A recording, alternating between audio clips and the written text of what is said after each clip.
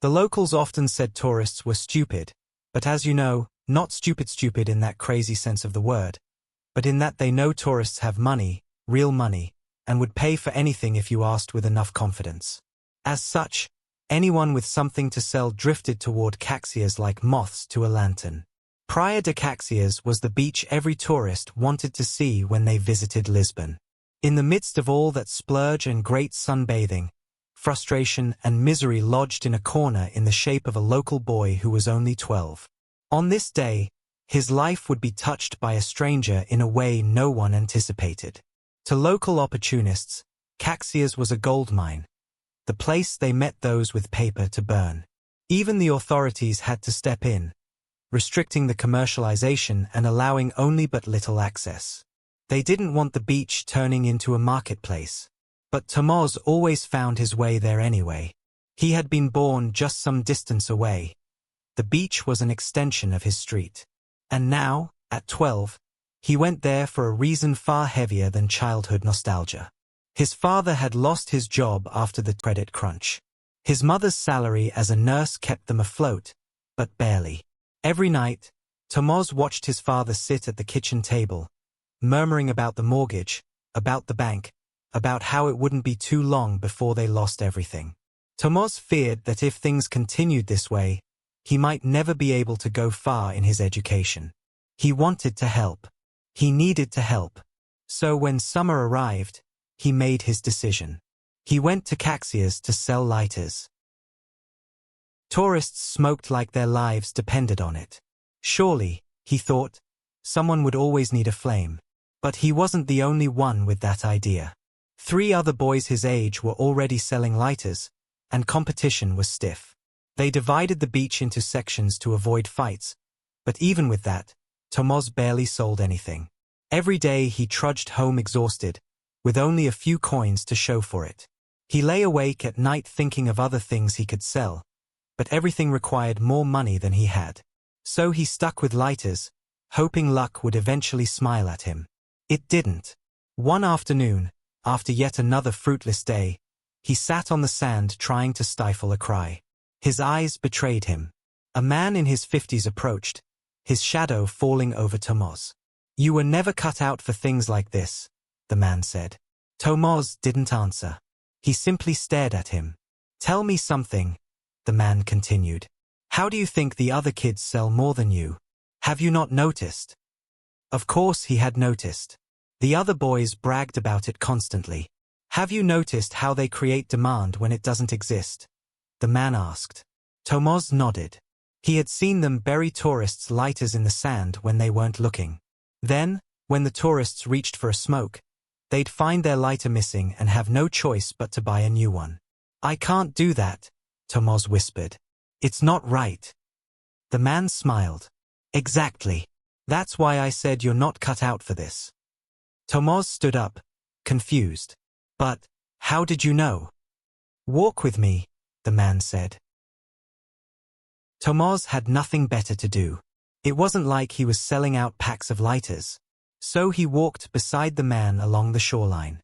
"If there's anything I have," the man said, "it's patience. My work requires it. Precision, attention to detail, infinite patience. So when I come to a place like this, I notice things. Some I discard. Some I don't. Today, I couldn't discard." Tomaz frowned. "What kind of business do you do?" Instead of answering, the man asked, "Why are you here selling these things?" Tomaz hesitated. He didn't want to embarrass his family. "I want to earn money. To be useful. But I'm not. I'm useless. I can't even sell a thing." "Useless?" the man said sharply. "If you say you're useless, then you are. You may go back to your business. Let me know if you feel differently." He walked away, leaving Tomaz stunned. That night, Tomaz couldn't stop thinking about the conversation. Yes, he wasn't good at selling lighters. But did that make him useless? He decided he needed to find the man again. 2 days later, he spotted him. "I'm not useless," Tomaz said firmly. "I already know that," the man replied. "Now you must prove it to yourself." "I don't know how." That's because you don't know why you're here. I do, Tomaz insisted. I want to help my parents. You can't, the man said. Tomaz's mouth fell open. He had expected praise, not dismissal. The man pointed toward the waves. Beautiful, aren't they? In the hands of an expert, the waves are a path. In the hands of an unskilled man, they're a death sentence. If a drowning man is rescued by someone who doesn't know how to swim, both drown. How can you save your parents when you don't even know how? Tomaz had no answer. You must first become skilled, the man said gently. Then you can save someone else. A spark lit in Tomaz's mind. Are you saying you'll teach me how to sell lighters? Or something else? The man snorted. Lighters? No. I am a time maker. I live 5 streets away. Come find me if you have the patience to master a skill. Tomaz wasn't sure if he should trust him. But that evening, he saw the man speaking with 2 women, one of whom attended his church. After the conversation ended, Tomaz approached her. Do you know that man? He asked. Do you not know Senhor Mathias? She said. A good man, he is. That was all Tomaz needed. The next day, he went looking for Senhor Mathias. It took 2 hours before the man finally saw him. He shook Tomaz's hand and led him into a large room filled with timepieces. Clocks, pocket watches, wristwatches, some older than Tomaz's grandparents. I am a time maker, Senhor Mathias said. A watchmaker. He spoke of classic pieces with reverence, the Patek Philippe Calatrava, the Audemars Piguet Royal Oak, the Omega Speedmaster that had gone to the moon, the Jaeger-LeCoultre Reverso born from polo fields. He spoke of them the way a jazz musician speaks of Coltrane, the way a doctor speaks of saving lives. Tomaz listened, mesmerized. Yesterday, he said quietly, you spoke about becoming an expert. Do you want to teach me to make watches? Are you disappointed? The man asked. I don't know. It will take so long. That is correct, said Senhor Mathias matter-of-factly. Tomaz left, with a promise that he'd return. He didn't. He returned to the beaches to sell lighters. On that day, actually, he made his biggest gain. He'd just keep doing this, he told himself. He didn't have the time to burn, and the Senhor hadn't even said anything to persuade him that his time would be rewarded. But something had been planted in Tomaz. He began to notice watches. The tourists, they adored them, some even more than their partners. Watches were precious, he found out, especially the ones that were carefully made. He spent days noticing people and how they treated their watches. When he saw or met anyone, the first thing he checked even before looking at their faces was if they wore a watch, and if they did, what kind of watch they were wearing. It was like a bug he could not shake off. The idea of becoming a watchmaker clung to him like a shadow in the midday summer. Perhaps he too could become wise like Senhor Mathias. Perhaps. Weeks passed. He began to think critically about his life. A troubling realization hit him. His profit from his sales wasn't the difference his family needed. They needed more. He visited the watchmaker again.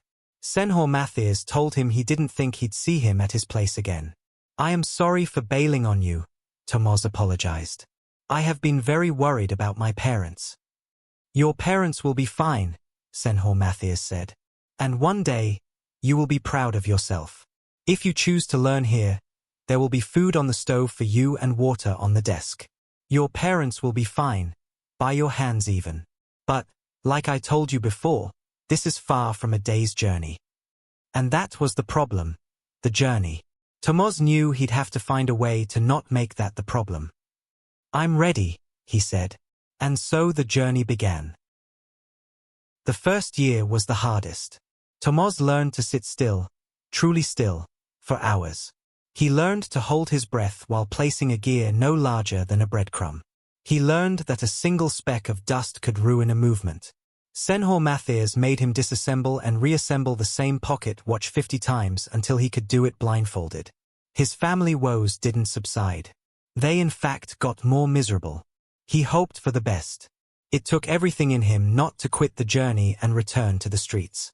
When he moaned about it, Senhor Mathias did not say anything other than the usual. Those who chase quick fixes get caught in a vicious cycle. Those who chase value are able to break through. By the third year, Tomaz could polish a bridge until it gleamed like a mirror. He learned the Geneva stripes, the perlage, the anglage, the finishing techniques that separated ordinary watches from masterpieces. Back home, things shifted slightly. His father found a job, and his mother began to make better meals again. Not the most suitable job, nor was it the most stable, but the doom depleted still. They even repainted their house. By the fifth year, he could diagnose a watch's problem by sound alone. Senhor Matthias would shake a watch beside his ear and ask, "What do you hear?" Tomaz learned to hear everything: the hesitation of a tired spring, the uneven tick of a misaligned escapement, the faint scrape of a gear begging for oil. By the eighth year, he was designing his own complications: moon phases, power reserves, tiny mechanical marvels that lived beneath sapphire glass. There were failures too. A mainspring that snapped in his hand and made him cry in frustration. A tourbillon cage he filed too thin, ruining a week's work. A day when he almost quit, until Senhor Matthias placed a hand on his shoulder and said, "Precision is born from patience, and patience is born from love." By the 10th year, he was no longer a student. He was a watchmaker. "I was once like you, Tomaz," Senhor Matthias told him, his eyes misty from watching what he had become. "I was once caught in the eye of the storm. I made mistakes, but I chose this path. I could not have wanted it any other way. God willing, it is the same for you." That was the year the old watchmaker died. Tomaz mourned him deeply, but he also understood. The old man had chosen him for a reason. Without someone to inherit his craft, all that knowledge would have vanished with him. Tomaz became his successor. Years passed. Tomaz's watches became coveted treasures. He crafted exclusive pieces, some limited to 1,000, some to 100, each starting at hundreds of thousands of euros. Collectors whispered his name in private auctions. He signed each watch Cais, a tribute to the beach where he had met the man who changed his life. His parents turned out fine, just as Senhor Matthias had promised. Tomaz was able to give them the comfort they had never dreamt of. And one late afternoon, after finishing a watch that bore his finest work yet, Tomaz stepped out of his workshop and walked toward the beach. Cais looked the same as it had when he was 12. The same sun-washed sand, the same chatter of tourists, the same smell of salt and grilled sardines drifting through the air. He saw a boy sitting alone on the sand, clutching a small box of merchandise, his face tight with frustration. Tomaz paused. For a moment, he felt time fold in on itself, past and present touching like the teeth of a gear. He didn't approach the boy. Not yet. He simply watched, understanding everything the boy felt. Then he smiled, turned back toward the city, and whispered into the wind, "Soon,